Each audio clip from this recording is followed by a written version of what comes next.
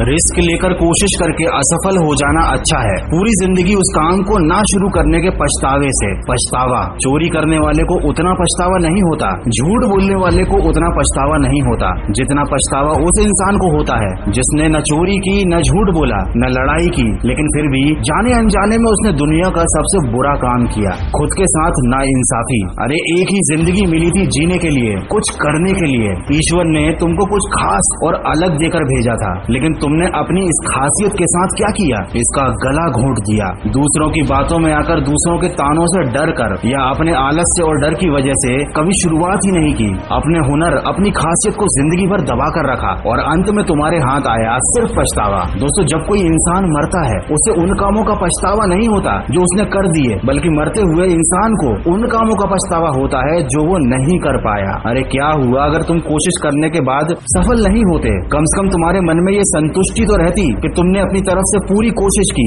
जो तुम पाना चाहते थे उसे पाने के लिए तुमने पूरी जान लगा दी।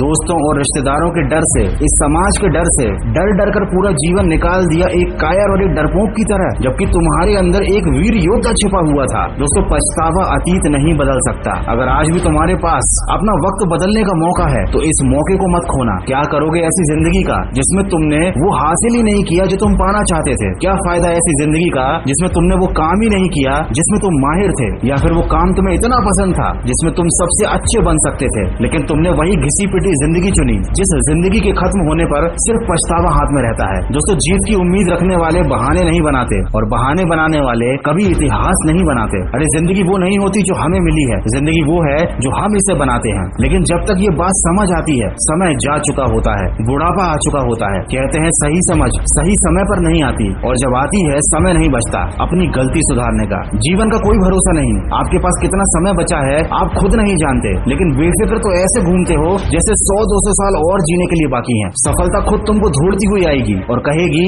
कि आपसे मिलकर तुम्हें धन्य हो गई। ऐसा नहीं होने वाला, आप भी जानते हो। फिर क्यों अपने आप को पछतावे की ओर धकेल रहे हो? कुछ शुरुआत करो, बड़ी नहीं तो छोटी ही सही, पर कोशिश करो अपने हालात बदलने की, अपने सपने पूरे करने की, क्योंकि ऐसे ही मर गए तो कोई पूछने नहीं आने वाला। दोस्तों, एक घर में रहने वाले हर शख्स को अलग अलग नॉलेज की जरूरत होती है। किसी को पेरेंटिंग टिप तो किसी को फाइनेंशियल टिप चाहिए, किसी को फिटनेस की नॉलेज तो किसी को मोटिवेशन की जरूरत होती है, और ये सब आपको किया तो प्लीज नीचे सब्सक्राइब का लाल बटन है, उस पर क्लिक करके सब्सक्राइब कर लीजिए और बेल बटन को ऑन कर दीजिए, जिससे हमारे आने वाले वीडियो का नोटिफिकेशन आपको मिल जाए और आप उस वीडियो को सबसे पहले देख सकें।